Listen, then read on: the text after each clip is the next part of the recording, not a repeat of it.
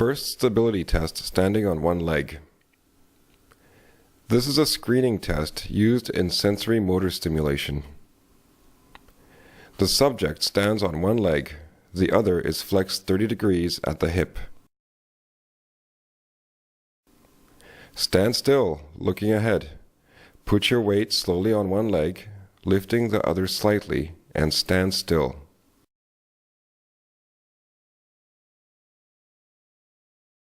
This is a test not only of balance, we also note how the individual segments of the body react, i.e., the arch of the foot, the knees, the pelvis, the back, the shoulders, and the head.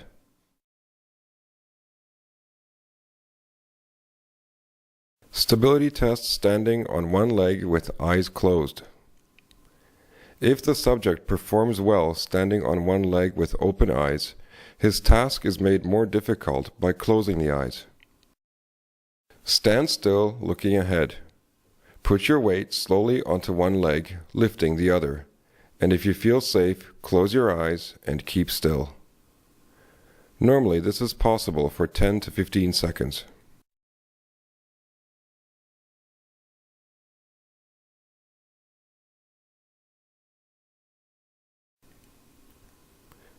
Stability test standing on one leg on a firm mattress.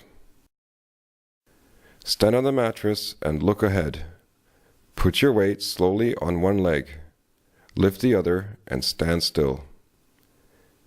Standing on a firm mattress is more difficult.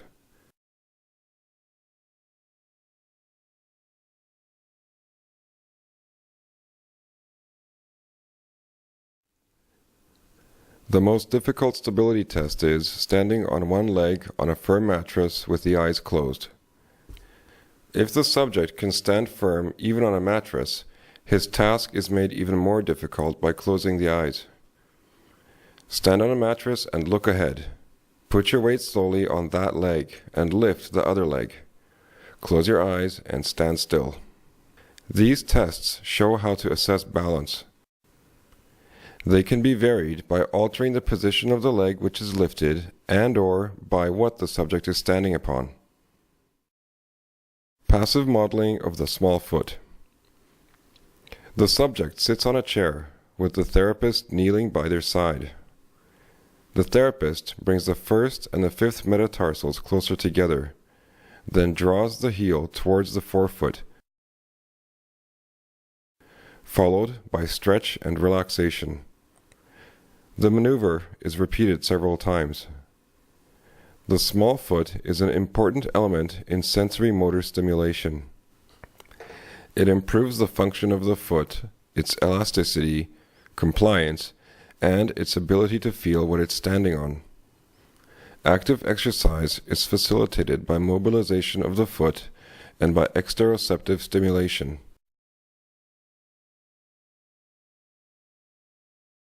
Modeling the small foot with patient's cooperation. Put your foot on the floor and your knee above the outer edge of your foot. I will now try to form your transverse arch by bringing the head of the first closer to the fifth metatarsal. Then I will model your longitudinal arch by bringing your heel closer to your forefoot, which has already been modeled. Try to sense how your foot is being modeled. Now I will relax your foot and stretch it with the toes apart. When modeling the transversal arch, the therapist must not touch the patient's toes and metatarsal from the dorsal aspect. By this procedure, proprioception is enhanced from the periphery and the small foot is integrated into activation of the functional chain. In this, the quadratus plantae plays an important role. Modeling the small foot with the patient's help. The subject sits on a chair with the therapist kneeling by their side.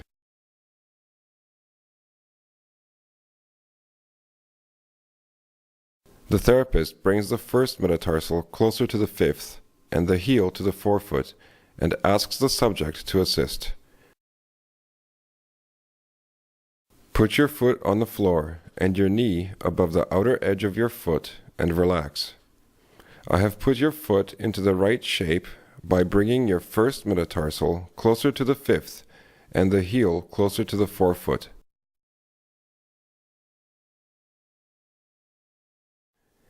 Now try to do this movement with me, bringing your first metatarsal to that of the little toe, and now your heel closer to the toes, and relax. As the subject attempts active movement, we see the tendons contract on the inner side of the foot.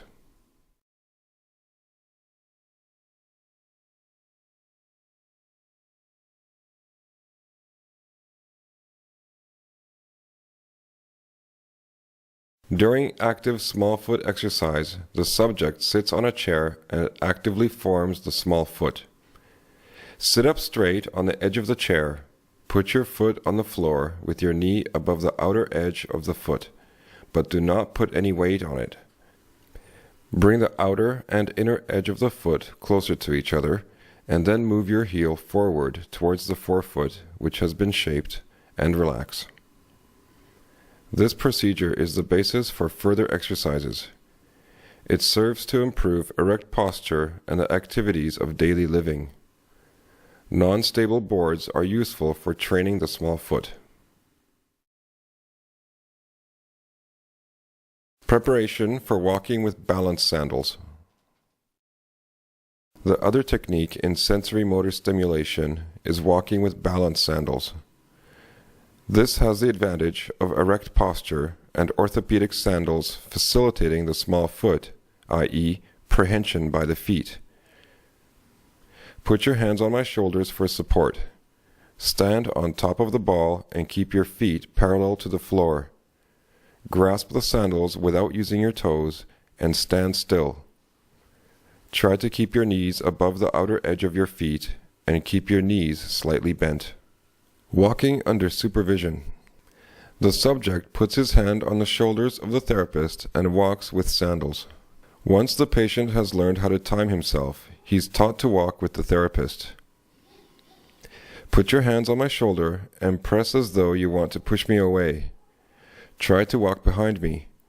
Take only small steps, moving the sandals only a few centimeters. Grip the sandals so as not to lift the toes. Keep your knees above the outer edge of your feet and tuck in your tummy and your chin.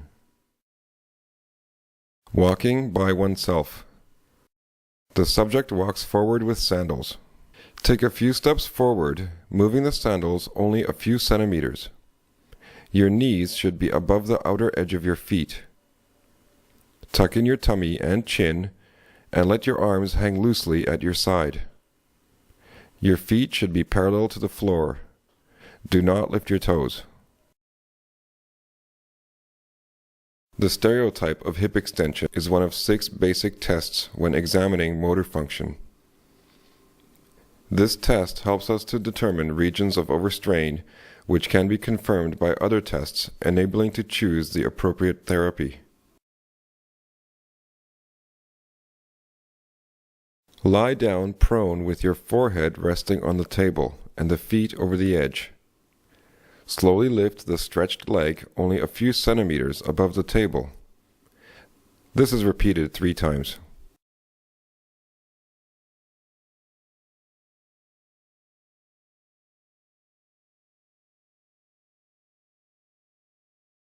Under normal conditions, the leg can be lifted by 10 to 15 degrees at the hip. If this stereotype is altered, hip extension may be replaced by extension of the thoracolumbar spine, motor stereotype of hip extension walking. The patient is instructed to walk forward and back for about 5 meters. Walking forward and back is important for examination. If the stereotype of hip extension is normal, the spinal column remains stable during hip extension as this takes place at the hip.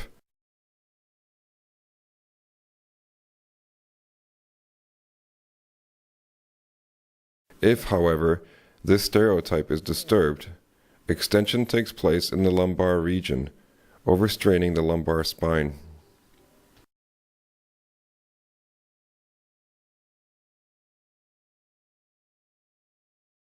The stereotype of arm abduction. Sitting on a chair, preferably without a back and with adjustable height, the patient abducts the arm 90 degrees with the elbow flexed. The stereotype of arm abduction is useful for examination not only of the muscles of the shoulder girdle, but also of the cervical region. Sit on a chair with your arms hanging down. Bend your elbow at right angles and slowly lift the arm only to the level of your shoulder. Repeat 3 times. Under normal conditions, this movement is performed only by the supraspinatus and the middle part of the deltoid. The shoulder blade must be fixed by the lower trapezius, the serratus, the deep abdominal and neck muscles, and the quadratus of the opposite side. The erector spinae maintains erect posture. In pathological cases, for example, upper cross syndrome, elevation of the shoulder takes place during abduction. The supraspinatus and the deltoid are not activated, and the movement is performed by the homolateral and sometimes even the contralateral trapezius muscle, resulting in overstrain of the shoulder girdle by all activities of daily living.